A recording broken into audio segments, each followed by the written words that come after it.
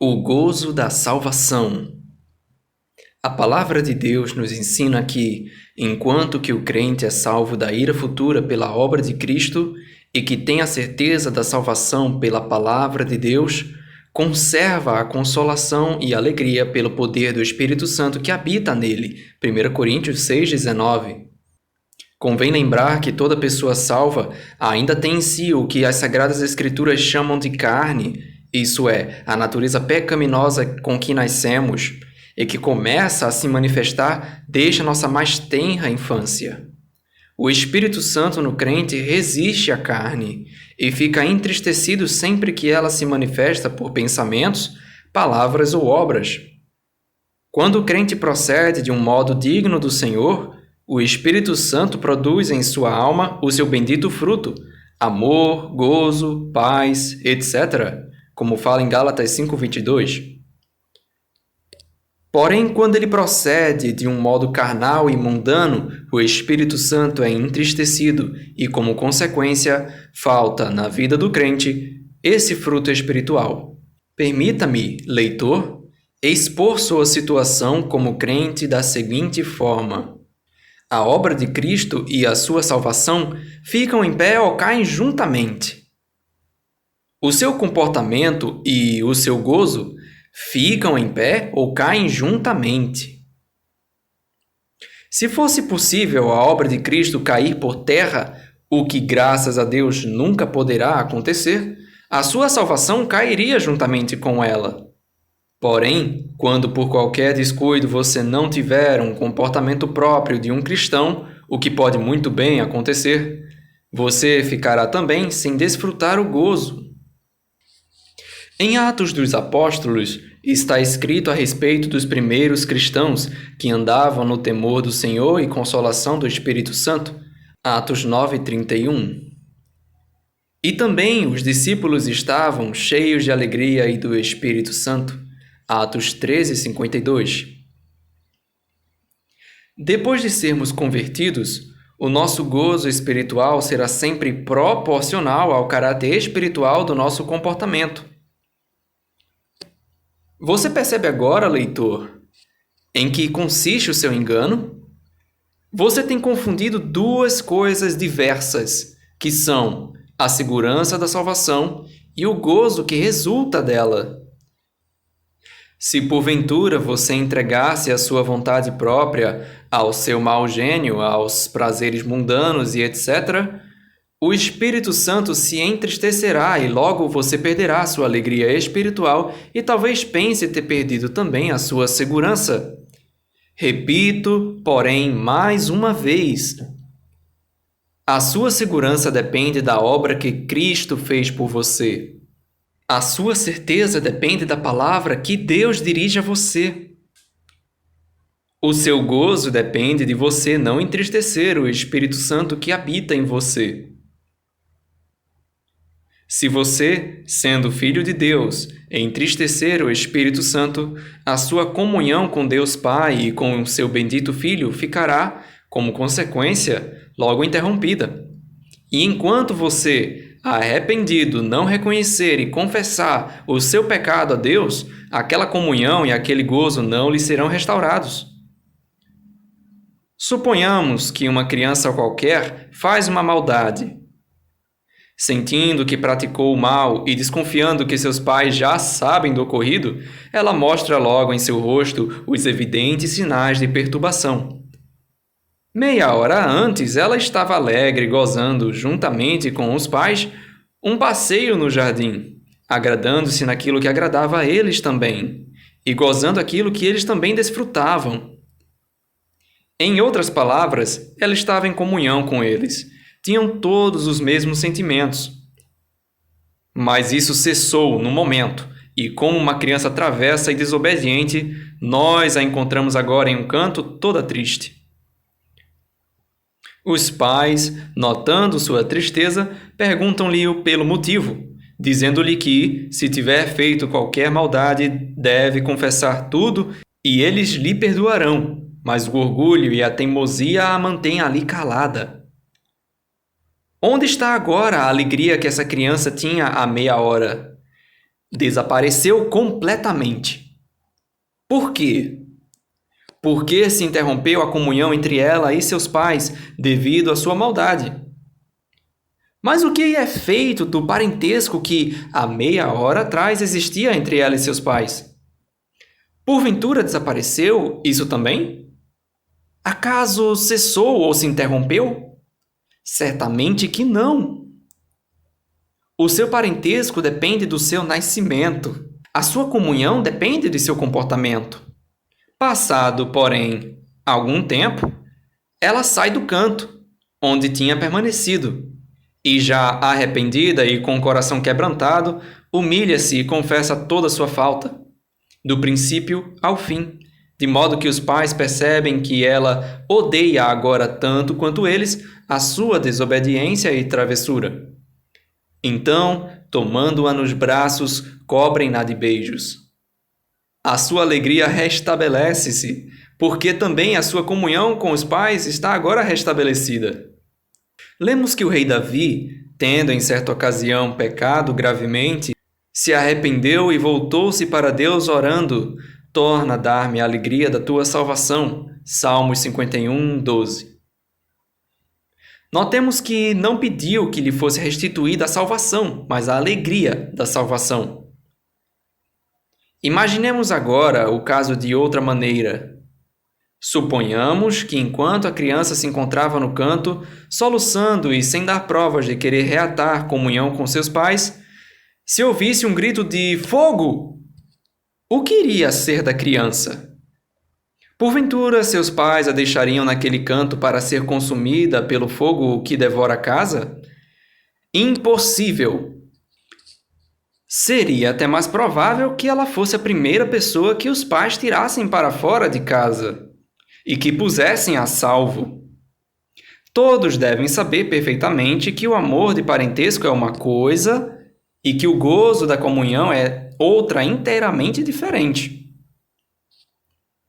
Ora, quando um crente cai em pecado, a sua comunhão com Deus fica por algum tempo interrompida e falta-lhe o gozo até que, com o coração contrito, se volte para o Pai e lhe confesse os seus pecados.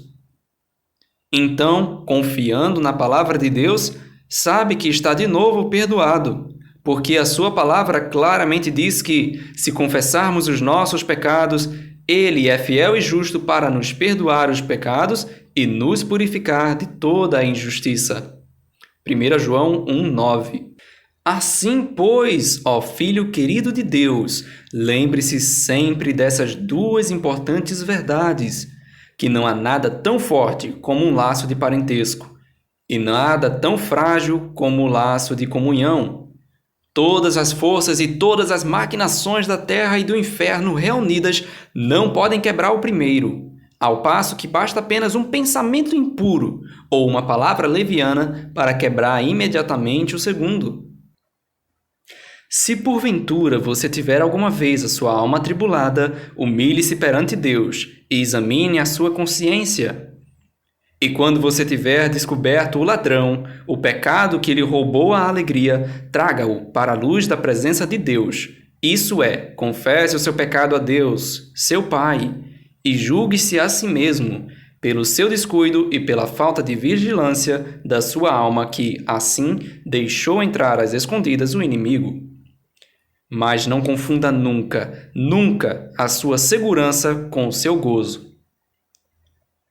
Não imagine, todavia, que o julgamento de Deus é menos severo contra o pecado do crente do que contra o do incrédulo.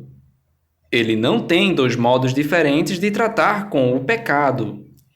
Seria impossível a Deus passar por alto, sem julgar, tanto os pecados do crente como os do incrédulo que rejeita o seu precioso Filho. Há, porém, entre os dois casos, a seguinte diferença. O pecado do crente foi previsto por Deus, havendo-o lançado sobre Cristo, o Cordeiro Divino, quando esse foi crucificado no Calvário. Ali, de uma vez para sempre, foi levantada a grande questão criminal da sua culpa, recaindo o castigo que o crente merecia sobre o seu bendito substituto.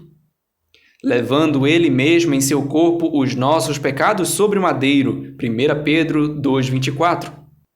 O incrédulo, porém, que rejeita o Senhor Jesus, há de sofrer ele próprio as consequências eternas dos seus pecados no lago de fogo.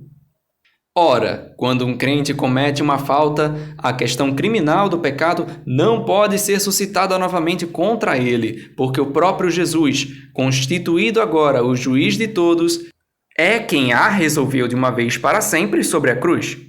Porém, a questão da comunhão é levantada dentro da sua alma pelo Espírito Santo todas as vezes que o crente o entristece. Permita-me que, em conclusão, me sirva de outro exemplo.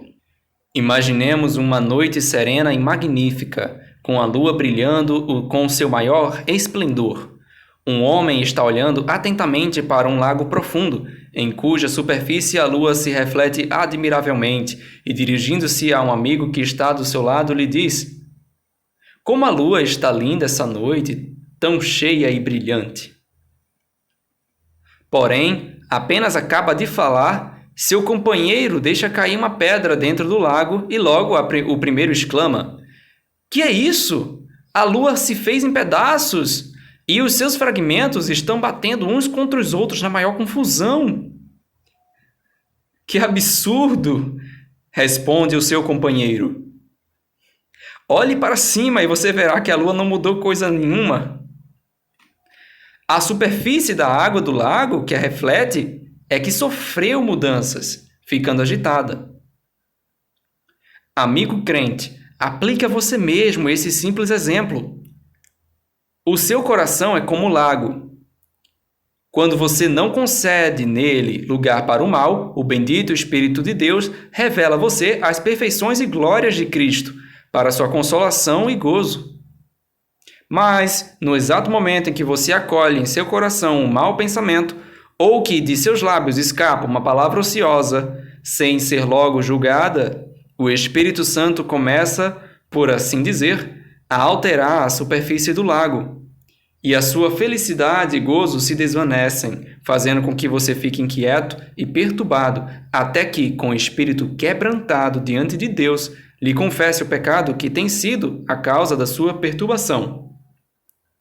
Aí então ficará restaurado o sossego de seu espírito, e você desfrutará de novo o gozo da comunhão com Deus.